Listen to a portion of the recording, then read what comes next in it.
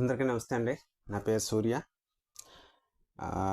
యాక్చువల్‌గా మొన్నే వీడియో చేయాలి మా జగన్మావయ్య పవన్ కళ్యాణ్ గారి గురించి, తర్వాత ఆయన పవన్ కళ్యాణ్ గురించి ఏదో మాట్లాడాడు. దాని గురించి చేయాలి.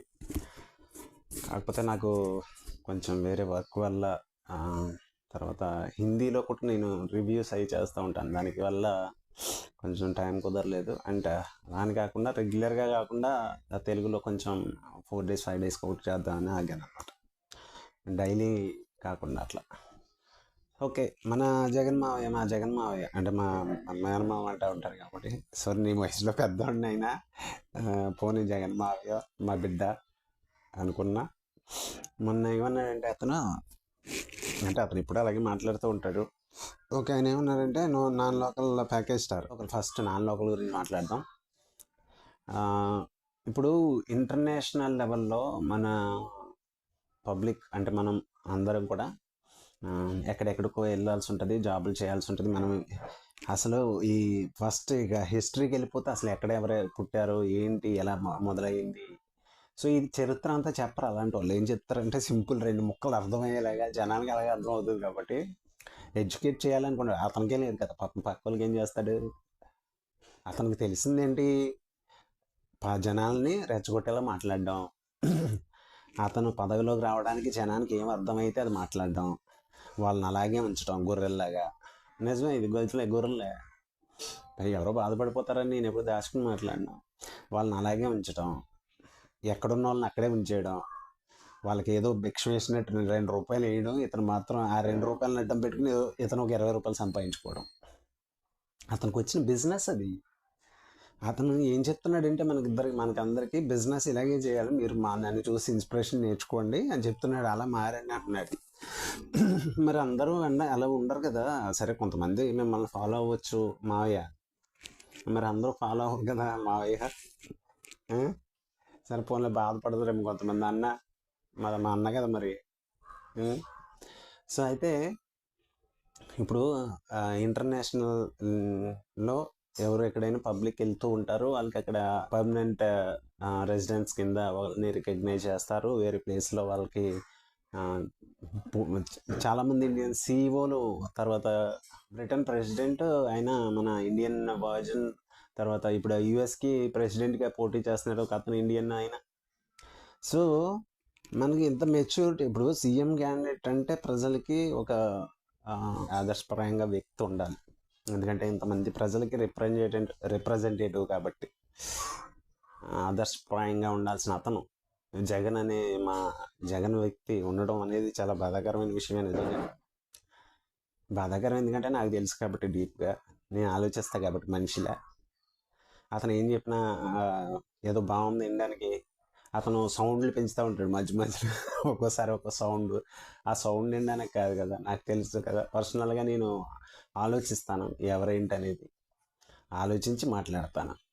నా రాష్ట్రం అనుకుంటా ఫస్ట్. నా రాష్ట్రానికి ఏది మంచిదో ఆలోచించేస్తాను, అంతే తప్ప నాకు వ్యక్తిగతంగా ఎవడో ఏం చేశాడనో, నాకు వ్యక్తిగతంగా ఇంకొకటి ఏదో చేశాడనో, దానికి ఏదో ఉప్పెంగిపోయి నాకు వ్యక్తిగతంగా చేస్తే నా ఇంటికి వచ్చి రోజు భోజనం పెడతా కావాలితే. కానీ ఇది రాష్ట్రానికి సంబంధించి నాకు వ్యక్తిగతంగా ఏదో చేస్తాడని అతను దోపిడీ చేసేసిన, దుర్మార్గాలు చేసేసిన, క్రిమినల్ మైండ్ ఉన్నది. క్రిమినల్ మైండే, దాంట్లో మొహమాటం లేదు చెప్పడానికి. జగన్ అనే వ్యక్తిది criminal mind, business mentality, rowdy background. అతని మీద ఉన్న కేసులు అయ్యే కదా. నాకు తెలిసినంత వరకు అంతే. అతని మాట తీరు చూసినా అంతే, అతని ప్రవర్తన చూసినా అంతే. అతను ఎప్పుడు విలువలతో మాట్లాడుతూ నేను చూడలే. ప్రజలను ఏదో మంచి దారిలో నడిపిద్దామని మాట్లాడింది ఎప్పుడూ నేను చూడలేదు. అతను ఏదో పేదల కోసం ఉంటే, పెద్దల కోసం. పేదలు ఎవరు పేదవాళ్ళు? పేదల కోసం ఏం చేస్తున్నావు? అసలు నువ్వేం చేస్తున్నావు అన్నా? పేదవాళ్ళని అక్కడే ఉంచేయడం, పేదల కోసం పనిచేయడం అంటే వాళ్ళని అభివృద్ధి తీసుకెళ్ళటం కదేమో. వాళ్ళని అక్కడే ఉండాలి, నువ్వు మాత్రం ఇక్కడ ఉండాలి, వాళ్ళకి భిక్షం ఎత్తా ఉండాలా? అదొక టైపు సాటిస్ఫాక్షన్ ఏమో నీకు మరి. అంటే అలా ఉంటే సాటిస్ఫై అవుతావేమో నువ్వు. నేను ఒక్కడనే పైకి వెళ్ళిపోవాలి, ఫ్యూడలిస్టిక్ మెంటాలిటీ. ఏంటంటే వాళ్ళకి ఇలాంటి వాళ్ళు కొంతమంది ఎలా ఉంటారంటే, వాళ్ళు మొత్తం కంట్రోల్ చేయాలని ఉంటారు పబ్లిక్ని, ప్రజల్ని. అంటే బయటికి తెలియకూడదు మళ్ళీ ఆ విషయం. మనిషిలో ఉన్న దరిద్రం ఏంటంటే, నా మైండ్లో ఏదైనా ఉంటుంది, నేను ఏమైనా చేసేస్తా. కానీ బయటికి తెలియకుండా కవర్ చేసేసుకుంటూ ఉండాలి, బయటికి ప్రేమగా కనిపించాలి, లోన్ మాత్రం అంతా విషయం పెట్టుకోవాలి. ఇప్పుడు నాన్ లోకల్ ఎవరు ఇక్కడ ఓటు ఉంది అతనికి, సరే ఇండియాలో ఉన్న ఇండియన్, నేను భారతీయుడిని, మన ఇండియన్ కాన్స్టిట్యున్సీలో నాకున్న రైటు చట్ట ప్రకారం నేను ఎక్కడి నుంచైనా నాకు పోటీ చేసే హక్కు ఉంది. నువ్వు ఒక సీఎం స్థాయిలో ఉండి నువ్వే అలా సిగ్గు లేకుండా మాట్లాడుతున్నావంటే నీకు ఇంకా సిగ్గు వదిలేసినట్లు లెక్క. అసలు నువ్వు మాట్లాడొచ్చు అలాగా. మిగతా వాళ్ళు ఎవరో మాట్లాడారంటే మాట్లాడారు అనుకోవచ్చు, పోని వాళ్ళు ఏదో అజ్ఞానంలో ఉన్నారనుకుంటావు. సీఎం స్థాయిలో ఉండి సీఎం అయిపోయి ఎలా అయిపోయో తెలియదు, ఓట్లు వేసారు, నీ మాటలకు బాగా ఉప్పొంగిపోయేమో ఓట్లు వేసారు. చదువుకున్న వాళ్ళు కూడా చాలామంది వేశారు. నాకు మాట్లాడటానికి ఇబ్బంది ఏం లేదు, నేను ఇలాగే మాట్లాడతా, దాంట్లో మొహమాటం ఏం లే. నేను నా రాష్ట్రం ఫస్ట్ అనుకుంటా, నువ్వెవరు నాకు అనుకుంటానంతే.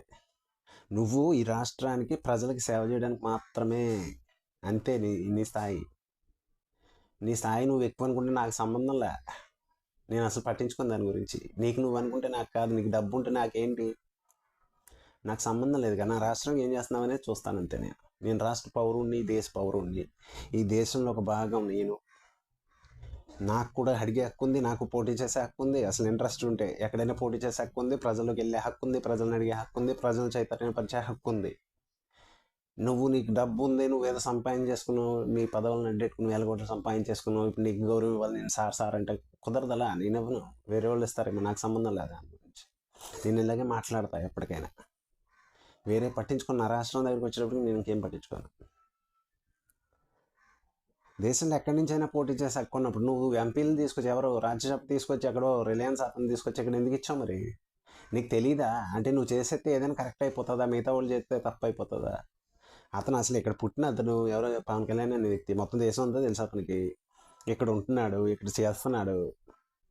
ఇప్పుడు తెలంగాణలో ఒకవేళ గెలిచినా అతను సీఎంగా నిలబడ్డట్ల వేరే వాళ్ళని పెడతాడు.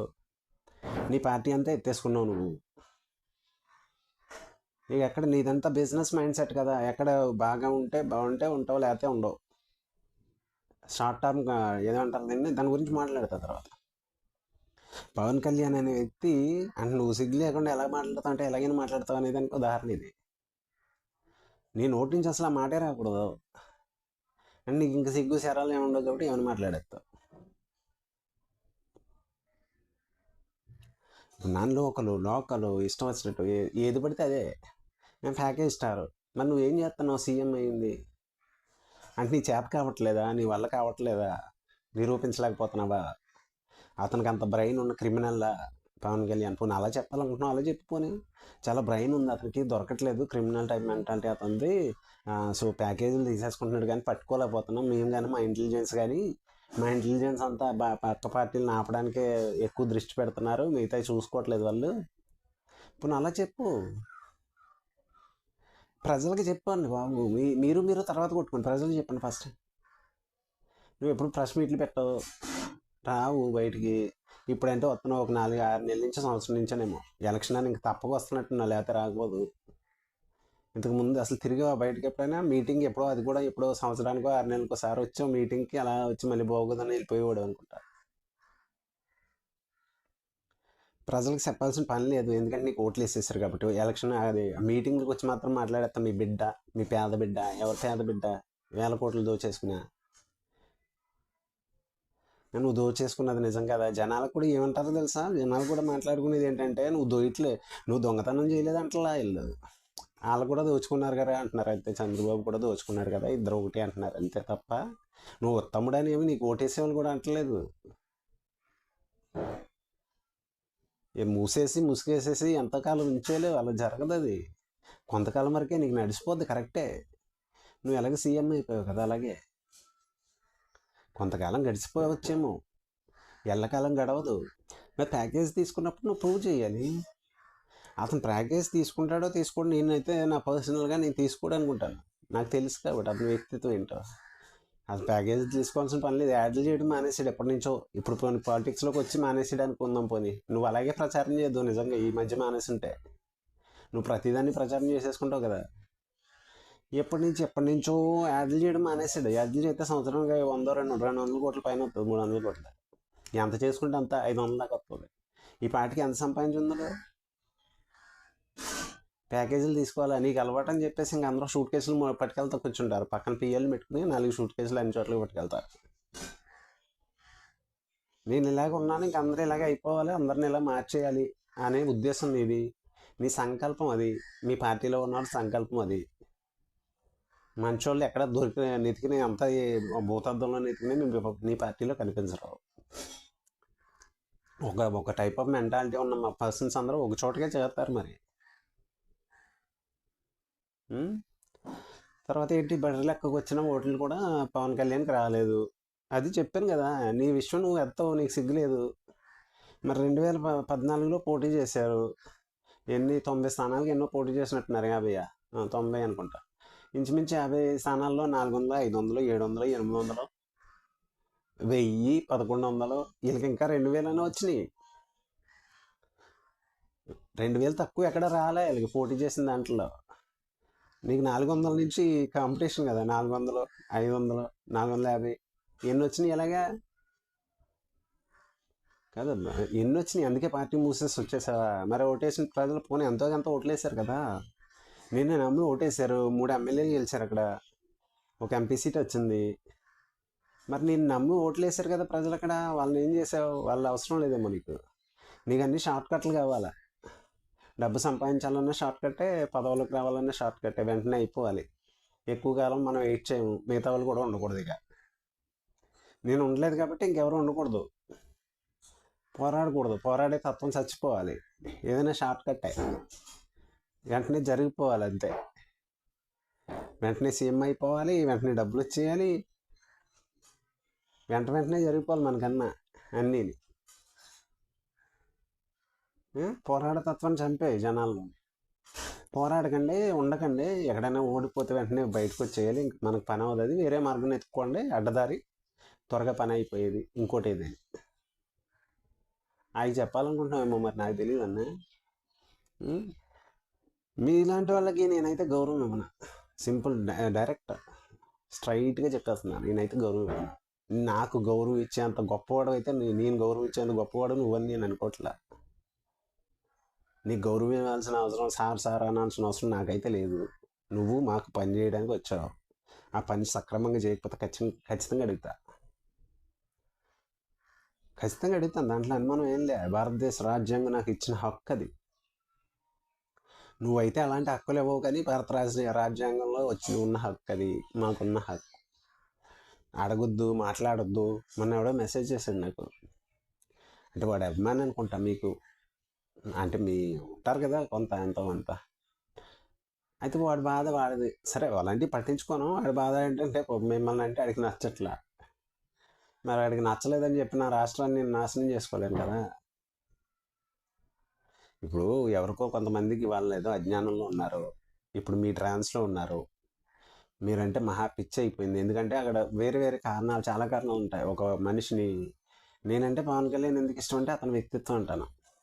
మరి మీ వ్యక్తిత్వం ఏంటో నాకు తెలియదు. నాకు తెలిసిన వ్యక్తిత్వం ఏంటంటే మంచి criminal background, type of business mentality, తర్వాత ఏంటంటే అధికారం కోసం ఏమైనా చేయొచ్చు,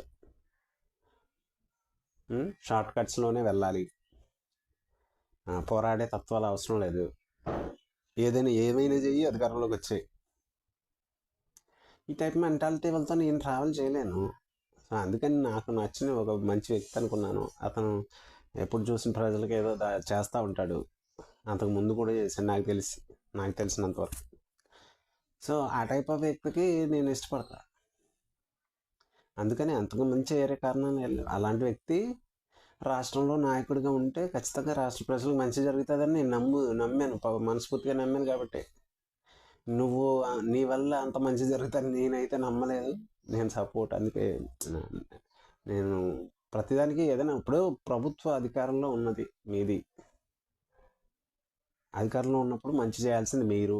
సరే, మీ వ్యక్తిత్వం ఎలాంటిదైనా నా పక్కన పెట్టేసి కొన్ని అధికారంలోకి వచ్చినప్పుడు మీ బాధ్యత అది. కనీసం మీ వ్యక్తిత్వానికి మీ బాధ్యతకి సంబంధం లేదు కాబట్టి బాధ్యతనే నిర్వర్తించాలి సక్రమంగా. ప్రమాణం చేశారు కాబట్టి రాజ్యాంగం మీద. రాజ్యాంగం అంటే మన తల్లి కంటే ఎక్కువ కదా. మన అమ్మకే అమ్మ కదా రాజ్యాంగం అంటే, భారతమాత.